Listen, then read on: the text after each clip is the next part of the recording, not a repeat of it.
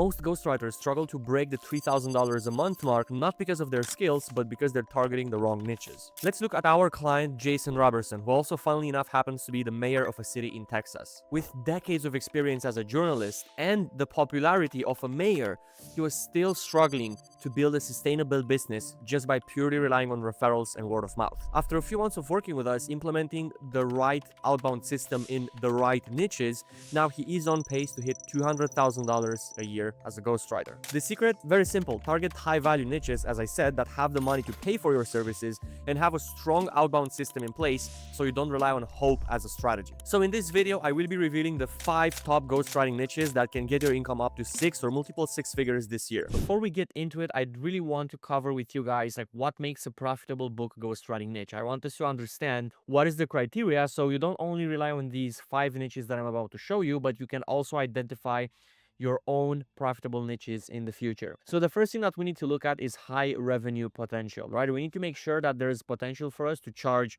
$30,000, $40,000, $50,000 for a book project in a niche. Otherwise, we're going to struggle with a lot of clients and capacity and all those other things, right? The second thing we need to make sure is that we are in an old market, okay? What I mean by this is, if you look at AI as a niche, right?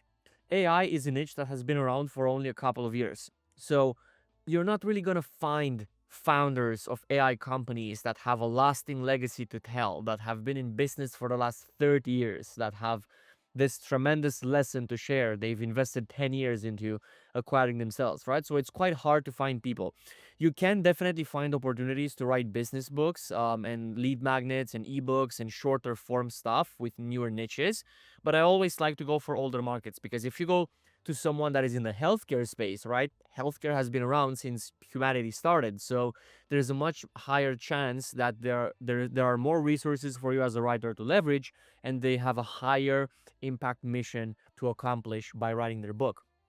Now, next up, we need niches where they have complex subject matters. Why do I say this? Well, the whole reason of most books is to simplify concepts, right? It's to educate people. It's to show people something that they can understand. Because if you cannot understand something, then you're not going to read about it. So your job as a ghostwriter is to simplify these complex subject matters. And usually niches that have these complex subject matters, they're less saturated with ghostwriters, so you have an easier time acquiring customers.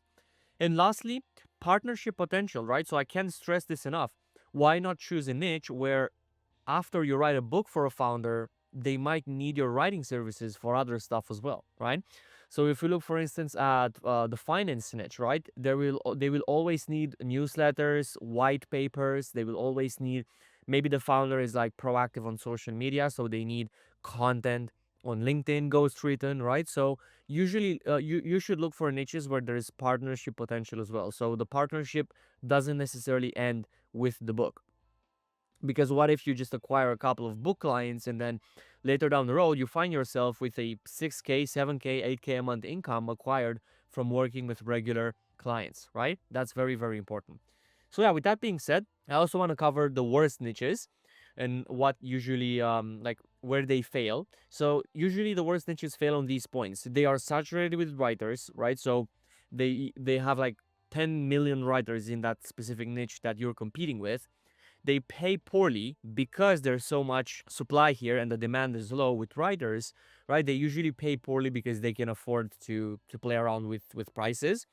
And they have founders who don't value the service, right? So if you're looking at like construction business owners, right?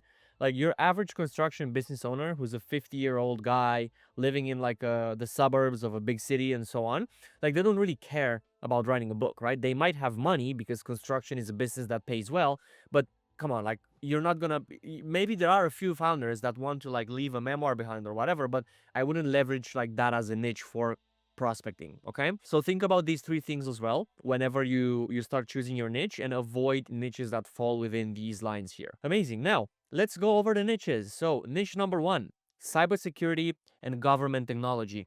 Basically what this entails is companies specializing in protecting computer systems, networks, and data from digital attacks, unauthorized access, and data breaches. Government technology companies usually do the same thing. There can be a few exceptions with other sub markets in the government technology, but mainly whatever has to do with security and cybersecurity and data protection and that type of stuff, that's a very, very good niche. Now, why is it profitable? First things first, you can easily charge 5 figures. These guys are working with like governments and super, super big companies like Apple and Microsoft, and they're developing like products that they charge like 6, 7 figures for, right? So you can easily charge them 5 figures, as I said earlier, for your ghostwriting services. The other thing is there are very few ghostwriters in this niche, right? So how many ghostwriters did you hear they specialize in cybersecurity companies, right? So because of that reason, of course, they need ghostwriters because the supply demand makes sense for you to jump into this niche. And the demand is high from what we're seeing with our other clients. And also, on the other hand, they do have a complex topic that they need simplified because most people, including myself, I understand what cybersecurity is, but I have no clue of how it works, right? So maybe if I would read a book about it, written by a ghostwriter that can simplify it for a 5-year-old, right, to understand, it would make life easier for them to get me as a client, as an example, right? So let's check this little checklist here. Does it have high revenue potential? Yes, I would definitely say so, because you can charge multiple 5 figures easily. We have clients in this niche that are charging these kinds of numbers. Is it an old market? um I would say that I would put a line here, right? So I wouldn't say yes, but I wouldn't say no. I mean, cybersecurity has been around since the internet started, which is like what, 1980s, 1990s. So it is a relatively old-ish market, but I feel like we're at a point where business owners with 20 years of experience, they're just like starting to show up on your map as prospecting, right? From a prospecting perspective. So I would call this like a new old market. So it's like it's becoming an old market, but it's in the beginning phases. So that's why it's a very good niche as well to get into, because these people are just starting to think about writing a book, sharing a legacy, writing a memoir. They're getting old, and so on and so forth, right? So very important there. Do they have a complex subject matter? Hell yes, right? Cybersecurity, very complex. You always need to simplify it. Is there partnership potential? I would say yes, because um, obviously, like cybersecurity, it's all about being the best in the industry, right? There are many, many companies doing the same thing, basically. So I would say that you definitely have a partnership potential in terms of, ranking them on Google with articles, with LinkedIn content. Like cybersecurity companies are going super hard on social media and LinkedIn content as well, of course. So yeah, I would definitely say there is partnership potential with this one. So yeah, with that being said, these are pretty much the key points for cybersecurity. Now let's move on. Niche number 2, healthcare companies. Usually, like from healthcare, we've seen companies in the telemedicine field, mental health, and health technology are the most profitable ones, right? And we have clients working with like doctors, hematologists, and a bunch of other people, right? But mainly these three spaces right here are crushing it right now. Why is it profitable? Well, first things first, people tend to spend more here to share their concepts and story, right? Because usually, like when a healthcare founder wants to write a book, they're gonna do it from a kind of a philanthropic reason, right? So they're not gonna do it because they want more leads, of course. They're gonna do it because they want to change more lives, help more people, share their findings with the world, improve the healthcare system, and have like usually a bigger mission. So when the mission is at this level of like saving the world type of stuff, usually they are willing to pay more. And of course, healthcare, very, very expensive industry, and also that means they have money to spend. The competition on this one is a bit higher, just because it's like more common to see people specializing in healthcare. But they do still need ghostwriters because doctors and healthcare professionals and tech founders in the health space, they are busy, right? So they're not going to spend 400 hours writing a book. And the demand is usually a bit lower because there are so many ghostwriters in the space. These people are also busier, right? Which means that not all of them have the time to think about putting their concepts in a book, and they need a bit more convincing. But if you are good at sales and you know how to convince these people on why they need a book to accomplish their mission with their company, I can promise you're going to make a lot of money. Okay, so now let's check the boxes here, and let me make this green as well. because of my OCD. Okay, let's go. So high revenue potential. Do we have high revenue potential in this niche right here? Yes, definitely. Okay, so it's a very high revenue potential niche. Is it an old market? Heck yes. Healthcare has been around since the beginning of humanity, so there are a lot of people that have a lot of knowledge to share. Is it a complex subject matter? I would say that yes, because healthcare, like, yeah, we can understand the basic concepts of it, but when you write a book about a new concept, a new principle, it's usually complex, right? Because if it was simple, then we would already have it in the healthcare system, right? And these are partnership potential. I would say I would put a line on this one, just like we did with cybersecurity, because while there might be some content-oriented healthcare businesses, like more so in the health tech space, right, and just more like newer submarkets, right, that are still old. I wouldn't say that all healthcare professionals are going to need your help after writing the book. Like, if you look at doctors, I don't think doctors will need blog posts too often, right, after they write a book. So, yeah, just treat this with a grain of salt. But because there's a very high revenue potential in here, I would say that it kind of balances it out, right? That's what I wanted to say. Okay, so now let's move on. Niche number 3, marketing agencies. So, marketing agencies are always looking to gain a competitive edge and stay at the top due to the super competitive and fast paced environment. There are hundreds of marketing agencies joining the space every single day, and it's only getting crowded from now on. So, it would only make sense why these people are always looking to stay on top of the competition, right? And when I say marketing agencies, right, I'm saying that you should help them ghostwrite like medium form articles and ebooks and lead magnets and all that sorts of stuff. That's why the average deal size here, it is a bit smaller at mid four figures, right?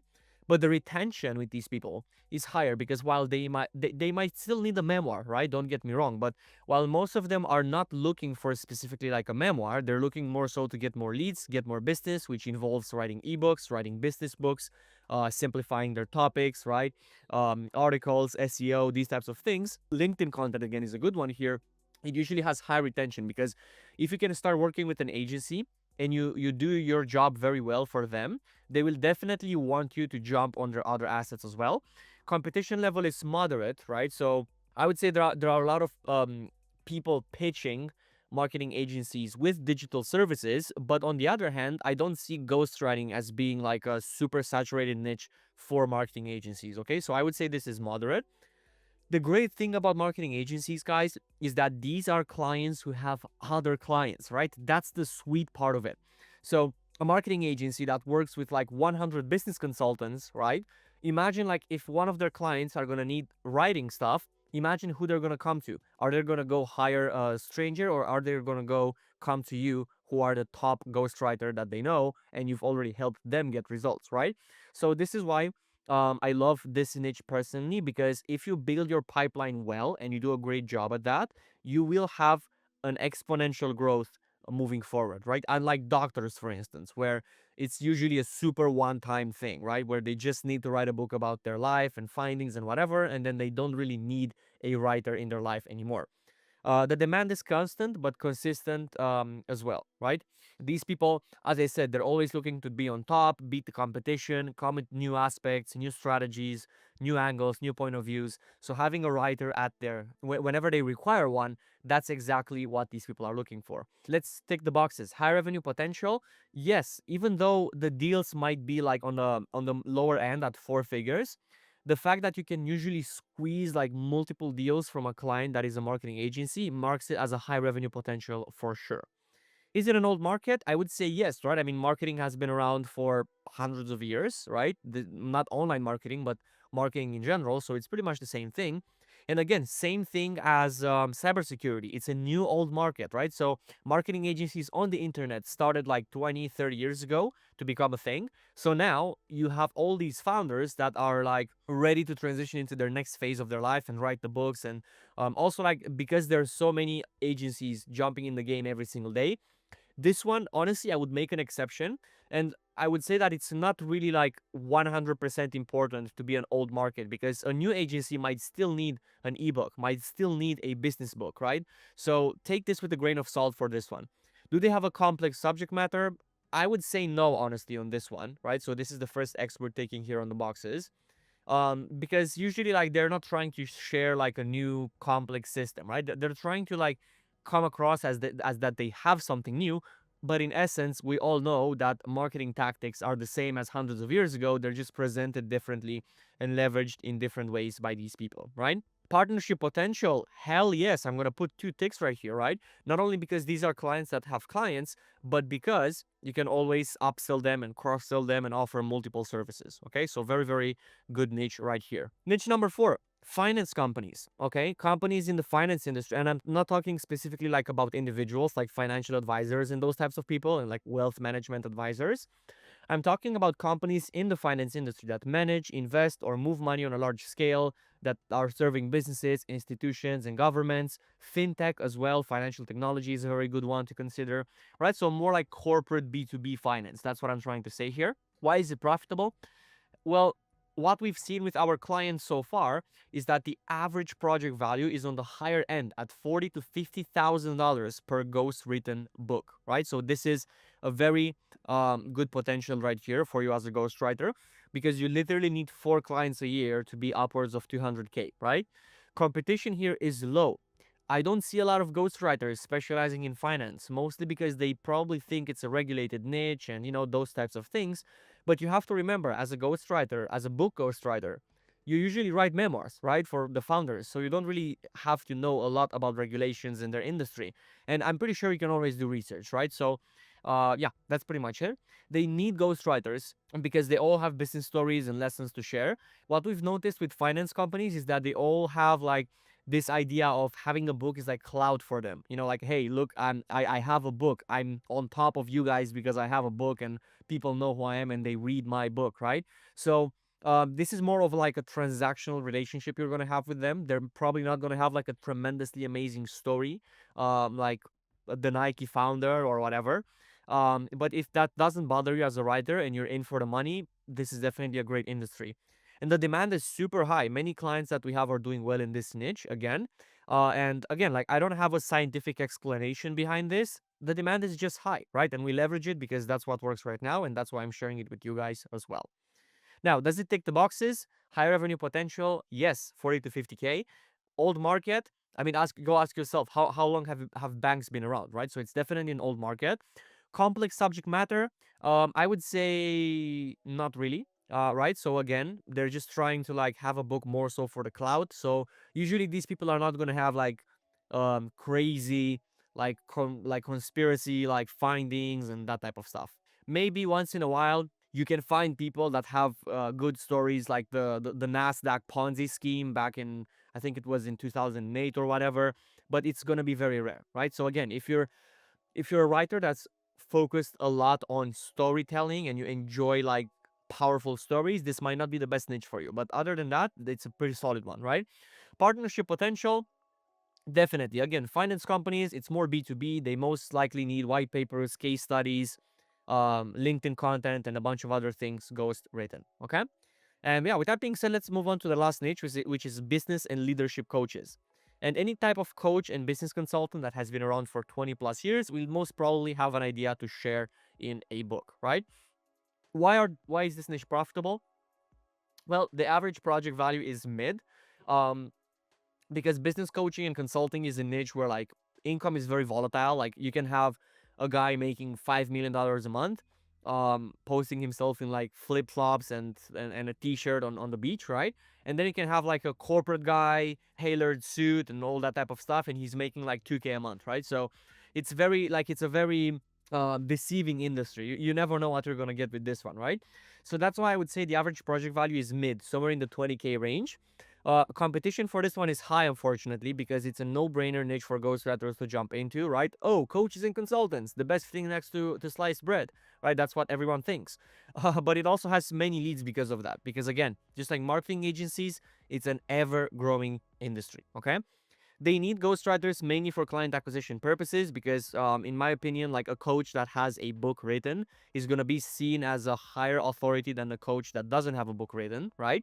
So, yeah, it's very important for them to have an asset like this, and that's why they are willing to invest. But because of the financial limitations, they're not as good as finance or like healthcare in terms of pricing, right? And the demand for this is high if you go to the right demographic. So if you go to like Instagram, Amazon, and YouTube automation coaches and these types of guys, they're not gonna need a book. Okay, those I know the industry. Those people are not gonna look into a book, right? But if you go for like corporate coaches, older guys like 50 years old, people that seem to have their stuff together, those are the guys that are gonna want to take you up on your service. All right. So now, ticking the boxes, does it have a high revenue potential? I would still say yes. I mean, 20K for a project that lasts 6 months is still pretty solid, right? Is it an old market? Yes. Business consultants have been around since before the internet was a thing, so it's definitely an old market. Do they have a complex subject matter? I would say no. Again, same thing as marketing agencies. Usually they just have the same principles, same values, same things to say, but they just say it differently, so it seems like it's their thing, they have partnership potential? Yes. Why? Because similar to the marketing agencies, these guys are clients who have clients, right? If you have a business coach working with like lawyers, for instance, imagine like how many lawyers will actually need a book in the future if they have like an amazing case they want to write about, or they want to write a memoir, or like inspire like law students or whatever. So it's always like a good partnership potential with this one as well. And with that being said, people, those were the 5 top niches for 2025 that we're seeing are booming with book ghostwriting. Now, finding and picking the right niche is the first important step in becoming a successful ghostwriter, right? And get this wrong, and the rest of the process is almost just a waste of time. Like, I cannot stress enough how important it is to have a good niche as a ghostwriter. I would much rather have you spend 1 month looking for the perfect niche rather than going in fast and going in an industry like construction business owners, right? Which doesn't make sense. So, if you want to figure out the best niche for you based on your skills, interests, time, and niche profitability, I invite you to schedule a free implementation call with either me or someone from my team. There's going to be a link in the description of this video, and we will help you figure out what your best niche is to get into in 2025. And then also, if you want to see the whole system that turns you into a full-time ghostwriter in just 4 weeks, I do have a training about that as well. So click the video that shows up on the screen right now, and I'll see you there. Other than that, thanks for watching, and I will see you in the next one. Don't forget to subscribe and like this video if you enjoy this type of content. It supports me as well. Cheers.